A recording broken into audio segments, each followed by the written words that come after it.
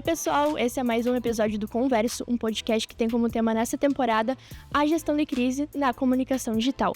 Eu me chamo Tatiana e hoje, juntamente com a minha colega Rafaela, falaremos sobre a fake news em crise de comunicação digital.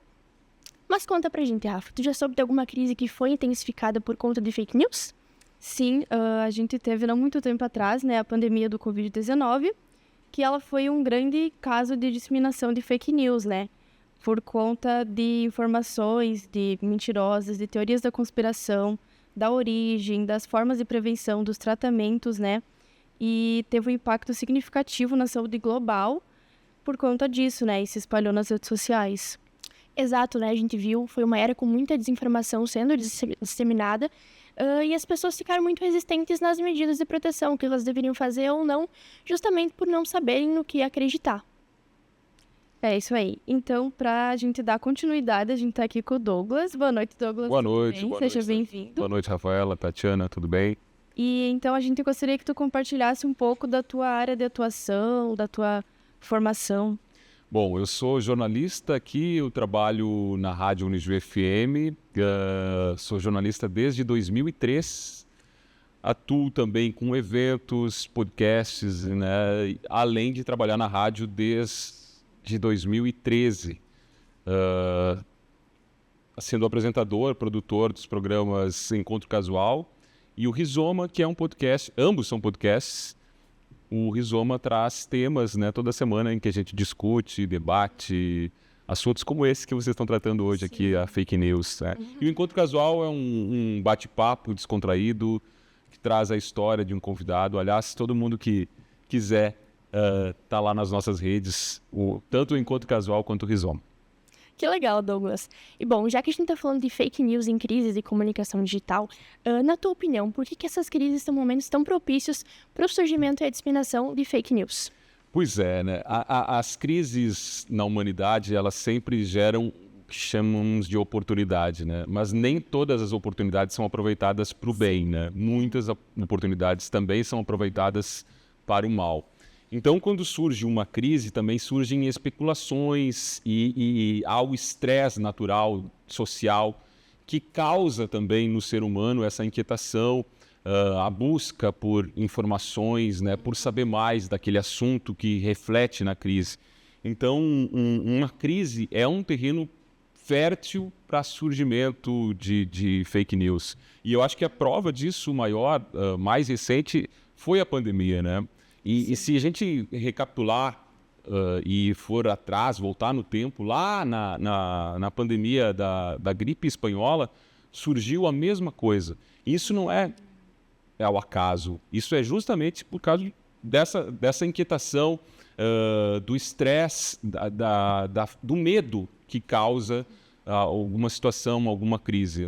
Seja uma crise de emprego, seja uma pandemia, seja rumores de guerra, isso tudo gera especulação e as pessoas têm a necessidade de buscar, ir atrás, tentar saber mais.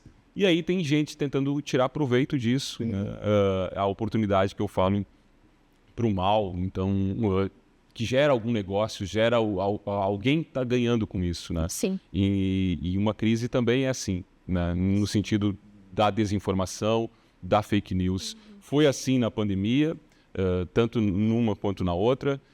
É assim na guerra, hoje há uma guerra de informação, tem guerras, infelizmente, no mundo acontecendo, e a gente vê fake news de um lado, fake news de outro lado, porque há uma tentativa de manipulação. Sim. E as fake news se baseiam muito nisso, nessa tríade de manipulação, a má-fé e também a falta de um nível educacional da população em geral. E aí a gente falar aqui do Brasil, por exemplo, falta muito do discernimento, a capacidade de discernir com leitura, com texto, o nível educacional do Brasil, infelizmente, é muito baixo.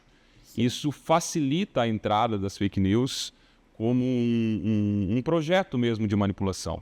As pessoas que articulam esse projeto, elas se baseiam justamente nessa baixa capacidade da população de conseguir discernir uma notícia verdadeira de uma notícia falsa. E isso acaba com as redes sociais se disseminando facilmente e vai atingindo uma gama cada vez maior. E à medida que mais pessoas acessam, há um viés de confirmação como se aquilo fosse verdade. Então, quando um grande grupo de pessoas é atingido, aquela fake news passa a se tornar cada vez mais forte e mais difícil de ser desmentida. Exato. Como tu disse, é um terreno muito fértil, né, para eles aproveitarem, agirem de má fé e tentar, de alguma forma, mudar o pensamento das pessoas, e elas vão compartilhando conforme elas vão recebendo, e assim vai indo. E, infelizmente, ainda também há as redes sociais, né, e o algoritmo dessas redes, ele também vive, ele se alimenta dessa especulação, dessa polarização, da discórdia, né, que gera engajamento. E o que essas redes querem é o engajamento, é o like, é a discussão, é o comentário. E as fake news acabam gerando isso, proporcionando isso, né? Claro, de uma maneira muito ruim, fazendo muito mal. Até cito uma frase do CEO da Apple, né, o Tim Cook, que diz que as fake news são uma ameaça à democracia, às verdadeiras democracias, né? Porque elas acabam realmente minando de tal forma um país, a democracia daquele país, e a gente viu isso nos Estados Unidos, viu mesmo aqui no Brasil, em função da capacidade que elas têm de mobilização de um grande contingente, de manipulação desse contingente e acabar direcionando essas pessoas para uma determinada intenção de um determinado grupo. Eles se aproveitam desse momento de fraqueza, né, da crise. Exatamente. Para favorecer o que eles querem. Para manipular e direcionar essas pessoas, né? E é impossível separar essa questão das fake news, e aí estou falando aqui especificamente do Brasil, com questões políticas, né? A gente está vendo agora investigações mostrando que muitas das fake news, na época, por exemplo, da pandemia, eram propositais, arquitetadas, não tinham um viés inofensivo de algo, um boato que acabou se espalhando. Não, era construído, né? Era algo construído, manipulado, um projeto mesmo. Pensado realmente. Pensado para direcionar a população a ter determinado comportamento. Sim. E muitas vezes bem sucedido, né? Tanto que causou uma enorme confusão e a gente ficou muito ameaçado na nossa questão da democracia aqui no Brasil, né? E como tu acredita, com esses teus conhecimentos, qual é a melhor forma da equipe da comunicação, então, ela identificar, né, essas fake news e agir de forma rápida para monitorar e manter, assim, em ordem, né? Pois é, a evolução do mundo é muito rápida, né? E ainda falando das fake news, ela ganhou uma nova aliada também, né? Que é uma ferramenta que é belíssima para todo mundo, que é a inteligência artificial.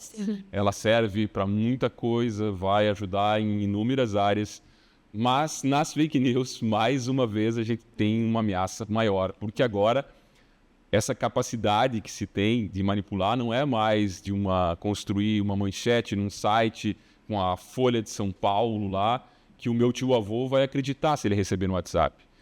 Vai ser possível receber um vídeo editado, talvez com uma personalidade conhecida falando algo. E como discernir isso, né, da realidade? Para uma população, especialmente uma geração que não teve isso, que não conviveu com essas possibilidades e não consegue nem pensar nessa possibilidade. Então, cabe aos profissionais aí voltar às raízes, eu acho. É a melhor maneira. Eu costumo falar com a professora Nilce, especialmente, que muita coisa muda na profissão de jornalista, mas o essencial, que é buscar as fontes, né, ter leitura, ter uma visão de mundo mais global, é fundamental. Ter um bom texto, ter capacidade de interpretação de texto. E eu acho que cabe aos profissionais aí fazer esse garimpo, voltando às raízes lá. Se é uma notícia local aqui, é checar, é conversar com todos os lados, verificar e desconfiar, né? Para o profissional da comunicação, eu acho essencial ter sempre a questão da dúvida. Será que é assim? Será que essa pessoa falou isso? Né? E buscar essa verdade na fonte original. Quando se trata daí de algo que não é no teu universo aqui local, se é um nacional, enfim, buscar sites confiáveis, né? Checar, tem tantos verificadores hoje, né, que fazem esse serviço já de checagem, buscar isso. Mas fundamentalmente é ter essa desconfiança natural que eu acho que a gente precisa ter, especialmente nos tempos de hoje, por tudo isso que se tem, né? Se sabe que tem grupos interessados, às vezes, em que, às vezes, a fake news está disfarçada de uma verdade, né? Ela tem um trecho que é verdade, um outro que é manipulado, né? Então, é preciso aprofundar aquela informação, buscar sair especificamente do que está escrito ali e buscar outras confirmações em outros sites com a mesma informação. Enfim, esse trabalho de checagem que eu acho que o profissional da comunicação, o jornalista, vai ter que fazer cada vez mais, né? E conseguir ter a mesma credibilidade que se tinha. Nós somos um pouco culpados aqui por talvez a classe não ter feito um trabalho mais forte de engajamento, né, de união do profissional, mas hoje existem o grupo de caçadores da notícia que acaba fazendo um trabalho, entre aspas, de jornalista, mas aquilo não é jornalismo. Aquilo é simplesmente propagar alguma informação. Sim. Não é isso que nós fazemos. A gente faz muito mais que isso. E essa é a volta a essa origem, né? Um profissional que vai lá e confere e tem essa credibilidade, porque aí a gente vai voltar a ter, o público vai querer ouvir o jornalista, porque ele vai confiar naquele profissional e não no WhatsApp que manda qualquer coisa, manda a foto de um acidente, não confere os nomes de possíveis vítimas, enfim, só joga uma informação. Isso não é jornalismo.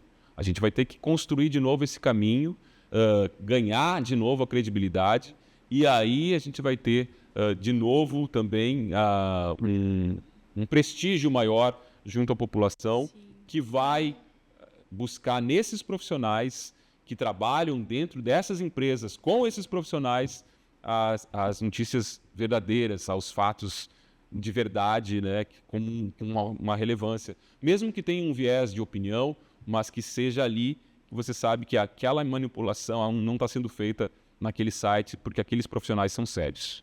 Sim. Bom, então, como a gente está falando de pandemia, a gente viu como a disseminação de fake news ela prejudicou muito a questão da saúde pública. Na tua visão, quais que foram os maiores desafios da imprensa local para tentar combater essa disseminação de fake news e garantir que as pessoas tivessem acesso a informações confiáveis?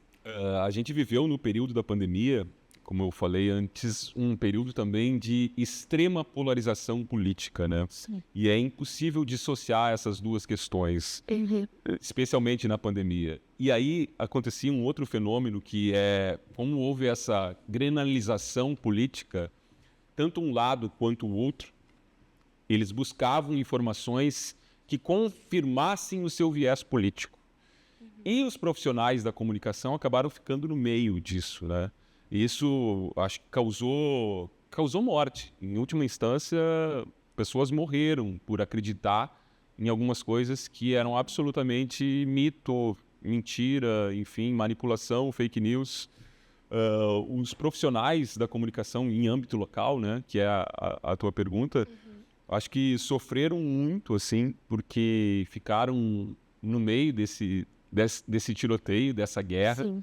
E em âmbito local é mais difícil também você conseguir ter uma abrangência maior, né, uma voz para combater algo que vem de cima. Eu estou dizendo assim, um veículo grande de comunicação, e houve isso, infelizmente, houve veículos de comunicação que se prestaram um papel muito baixo por questões políticas, né, por associações políticas, a propagar mentiras, inverdades ou fatos que não eram confirmados, eram opiniões, né? Sim. E aí o profissional daqui teve dificuldade para, como eu, um profissional de atuação aqui da região noroeste do sul do Brasil, consegue combater o que está sendo dito lá no centro do país por um grande veículo de comunicação que tem milhões de ouvintes, telespectadores, enfim, que consegue um alcance muito grande nas redes. E tem muita credibilidade, né? E acaba tendo, por isso, naquela noção de que quando uma fake news consegue atingir um grande número de pessoas, ela já ganha por si só um viés de confirmação. Muita gente está acreditando, de novo vou usar o meu tio-avô como exemplo, ele vai acreditar também. Sim. Não, o fulano me disse, o vizinho me disse, ele ouviu em determinado meio lá e então é verdade. Não importa o que você está dizendo aqui como profissional da comunicação aqui.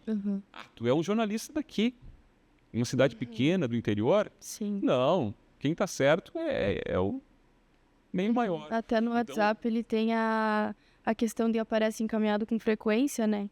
Então, às vezes, se a notícia é muito repassada, tu lê ali e tu pensa, foi bem repassado, então deve ser verdade. E vou continuar repassando. E foi tamanho o que aconteceu na pandemia, especificamente, que hoje já tem dentro do WhatsApp, por exemplo, ferramentas para barrar isso, né? Sim. Porque foi demais e houve prejuízo. Eu acho que agora está se atentando mais para a responsabilidade das redes, né? Esses grupos precisam ser responsabilizados e o que aconteceu na pandemia foi algo muito sério. Acho que é o maior case que a gente tem, assim, do nível que pode chegar a questão da desinformação, das fake news, o que elas podem causar. Causaram mortes. Em última instância, causaram muitas mortes aqui no Brasil. E no mundo também. Mas vamos ficar aqui só no território nacional. Juntou isso com questões políticas muito fortes, de pessoas que têm a má fé e a competência também, são profissionais que trabalham para manipular, trabalharam para isso. Havia um projeto para ter esse tipo de manipulação de informação e os profissionais que trabalham em locais menos conhecidos, com menos população, acho que sofreram muito nesse período para tentar ir contra essa maré que se instaurou no Brasil durante esse período. Então, foi algo muito difícil, eu acho. Sim. Fora a própria incerteza, né, que a pandemia trazia a todo mundo, a todos os profissionais, de qualquer área que fossem. Então, a atuação na pandemia para o profissional de jornalismo local foi bastante difícil. Sim. Né, porque a pandemia ela já foi um grande problema, né, uma grande crise. E aí, então, ela é um grande exemplo de como a fake news ela intensifica, né, aquele problema que já existe, né, porque ela por si só já era uma crise. E aí houve tantas fake news, até a questão da vacina, de que não era boa, que a vacina fazia mal, que só intensificou ainda mais essas crises, né. E prejudicou muito a questão da comunicação, porque tanto para as autoridades, né, e tanto principalmente para os veículos das mídias, né, porque até muitas vezes para eles era confuso o que ainda era verdade, o que não era uma coisa inesperada, né? E eles tinham que trazer as notícias verdadeiras, né? Então eles tinham que desmentir aquilo que estava sendo mentido. Pois é, quanto tempo se perdia para buscar isso, né? A gente tinha uma pressa tamanha em divulgar a questão de uso de máscaras, né? Das próprias vacinas, enfim, como... Era uma incerteza muito grande, era um cenário de incerteza. E muitas vezes se tinha que perder tempo desmistificando ou desmentindo algo que estava posto como verdade. E para muitas pessoas, a pandemia terminou, o tamanho é a força, né? É como a fofoca, né? Sim. A fofoca, quando você faz, é como um travesseiro de pena. Você abre lá ele e sopra o vento para recolher todas as plumas que vão voar, é muito difícil. Sim. É um alcance que a gente não tem mais ideia de onde vai parar isso, né? Onde chega. E Sim. Hoje ainda é possível afirmar que muita coisa que foi já comprovadamente desmentido, falado exaustivamente, tem muita gente, e de novo vou ficar no território nacional, acreditando que é verdade. E era uma grande mentira. Então, o poder da fake news na pandemia é algo ainda que vai ser estudado por muito tempo. Sim. E os efeitos dela ainda são sentidos hoje. Tanto da pandemia quanto dessas mentiras. Sim. Ficou muito claro, né, que a crise, principalmente na pandemia, ela reforça muito essa ideia da importância de uma comunicação ética e responsável.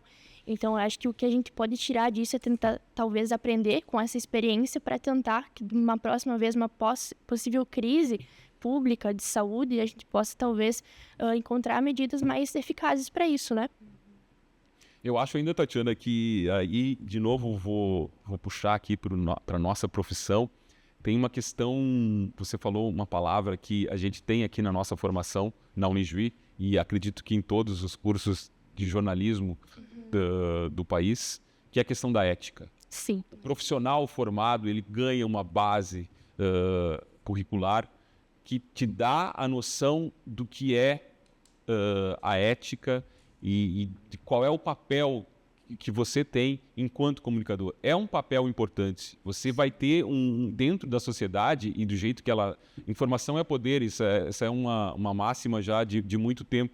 O profissional da comunicação, ele trabalha com informação. E ele vai ter que trabalhar agora nesse resgate de trazer a informação verdadeira, mas também as questões éticas envolvidas em como vai ser apresentada essa informação também está lá no nosso currículo. Então, cada vez mais, o profissional da comunicação, o jornalista, ele é mais do que necessário nessa sociedade que vive em crise, diversos tipos de crise vão sempre existir e vai ter sempre grupos tentando tirar vantagem dessas crises. Sim. Então, o profissional da comunicação, o jornalista especificamente, ele é muito necessário. Principalmente o que tem a formação, que busca a universidade, busca o conhecimento e busca essa solidez na hora de ter esse embasamento para dar uma informação e ter conhecimento para poder fazer isso. Sim. Então, a nossa próxima pergunta seria se tu, como profissional, né, de jornalismo, trabalhando já numa instituição de rádio, né, se tu já enfrentou alguma crise que se intensificou por causa de alguma fake news que foi repassada. Sim. Vou voltar à pandemia, né? A pandemia foi um momento bem difícil e essa briga, essa disputa política chegou, infelizmente, inclusive dentro dos próprios meios de comunicação, né? Então, eu cheguei a ter um embate no ar com um colega de profissão que estava falando, veiculando uma notícia como verdade e aquilo não passava de boato. E aquilo me era caro, porque era no microfone da emissora que eu trabalho. E eu tinha certeza que aquilo... Ele estava quase emitindo uma opinião, passando aquilo como verdade. E eu tive que fazer isso no ar, então, de uma forma que não ficasse como um embate muito constrangedor grande, também, constrangedor para quem estava ouvindo. Sim, né? sim. Mesmo assim, teve gente que percebeu e eu recebi mensagens depois, porque era muito óbvio e claro o que ele estava tentando fazer ali.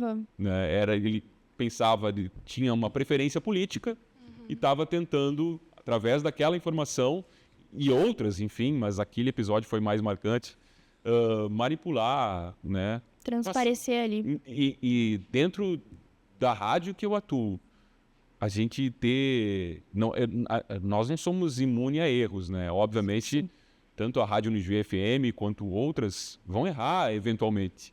Agora, errar por má fé, né? Transmitir uma opinião daquela forma, né? Um boato, que era isso, um boato dentro da emissora, eu acho que eu não podia deixar. Mesmo que... E eu nunca vivi nenhuma situação daquele tipo, né? Mas foi preciso intervir. Sim. Acabei, acho que, fazendo o certo. Sim. E mesmo que tenha gerado um constrangimento, como você disse, Tatiana, acho que foi o melhor a fazer, assim, para tentar contornar aquela situação. E isso eu acho que é o maior exemplo do ponto que se chegou, né? Por causa dessa disputa ideológica, aliada a esse momento em que havia um uso das redes excessivo, sem regramento, né? Que ainda está, para mim, na minha opinião, muito incipiente ainda. É preciso regrar muito mais e responsabilizar muito mais todas as redes sociais, porque elas são os grandes agentes, né, dessas fake news. Sim. Então, com a constante evolução das plataformas digitais, como tu vê o futuro da luta contra as notícias falsas? De que forma essas mudanças e avanços elas podem ser necessárias para lidar com esse desafio de forma mais eficaz? Pois é uma tarefa árdua, difícil, né?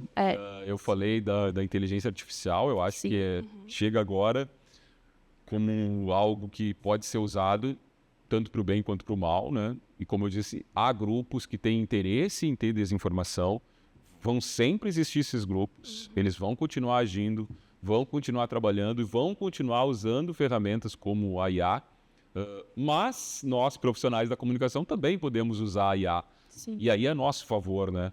Buscar fazer esse trabalho. Esse trabalho de checagem de fontes, ele pode ser feito muito mais rápido. Sim. Né? Além da própria formação que eu disse, investir nisso.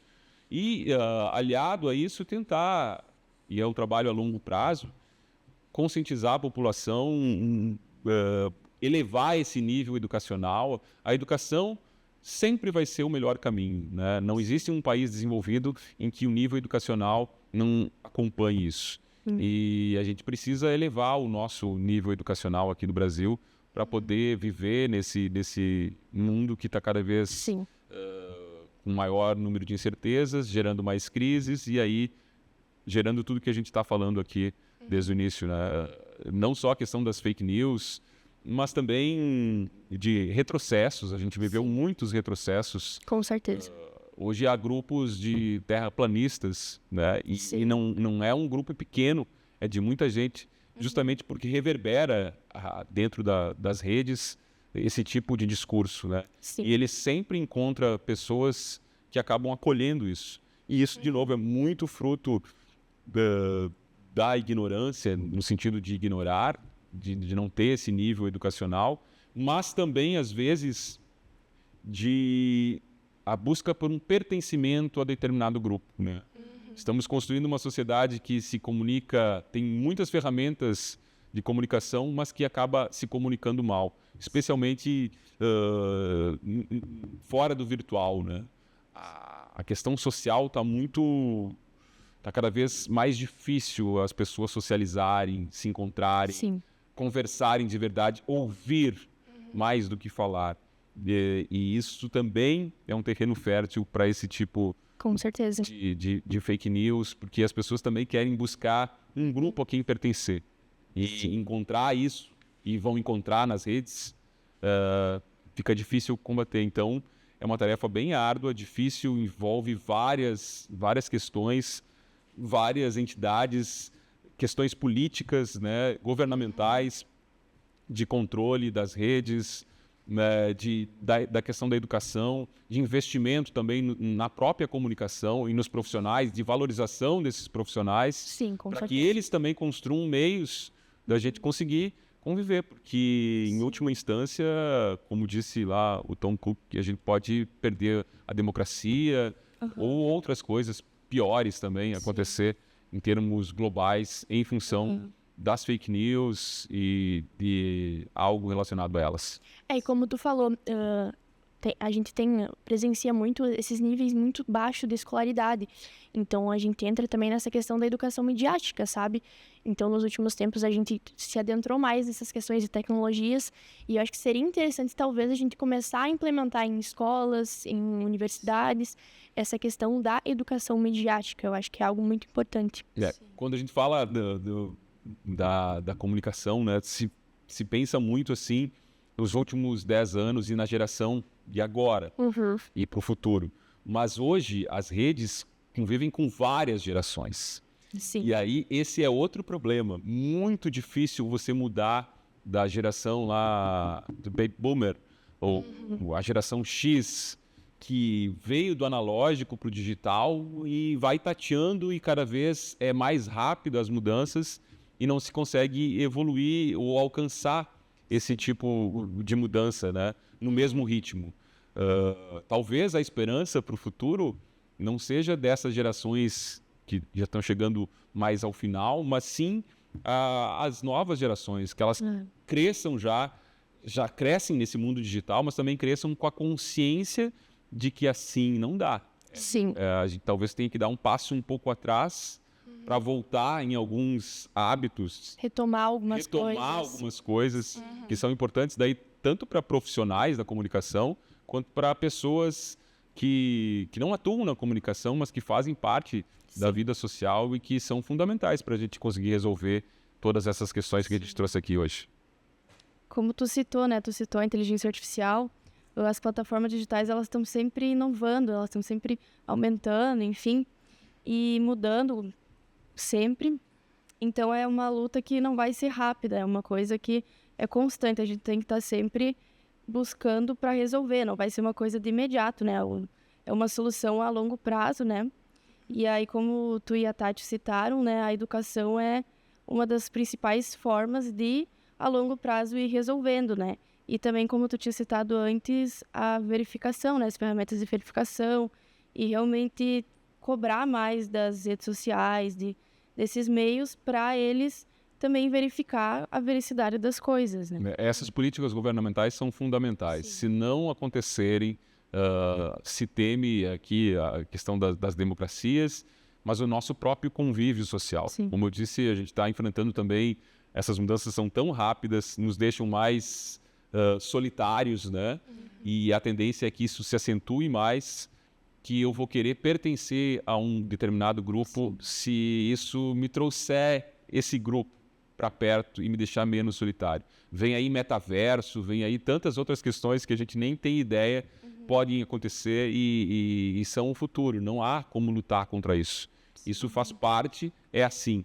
Então, os governos vão ter que agir, vão ter que construir jeitos, soluções com os donos há um interesse, né? Há um interesse por lucro, né? As redes sociais querem as nossas informações para vender elas a empresas. Em última instância, é esse o negócio. E para isso eles estão fazendo de qualquer jeito, inclusive usando fake news. Por isso que eu acho que passa muito pelo governo regulamentar muito bem, detalhar muito bem todos os processos dentro das redes sociais para que isso não aconteça e a gente consiga conviver melhor enquanto sociedade.